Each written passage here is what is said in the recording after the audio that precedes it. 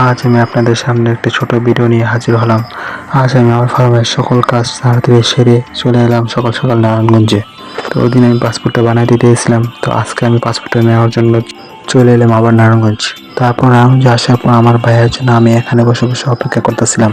এখানে বসে আর কি আর করবো, ভিডিও করতেছিলাম। খুব সুন্দর একটি জায়গা, এখানে বাবুরা বেশিরভাগ সময় খেলতে আসে। আলমাস পয়েন্ট এই জায়গাটার নাম। তো যাই হোক, আমরা পাসপোর্ট অফিস থেকে বের হয়েছি প্রায় 4:30 বাজে। 9:30 বাজে ঢোকার পর লম্বা সিরিয়াল। তারপর আমরা কাজ শেষে বাড়ি ফিরার পথে নদী পার হয়ে চলে গেলাম বাড়ির উদ্দেশ্যে। তো আজকের ভিডিও এই পর্যন্তই। আসসালামু আলাইকুম ওয়া রাহমাতুল্লাহি ওয়া বারাকাতুহু। সবাই ভালো থাকবেন।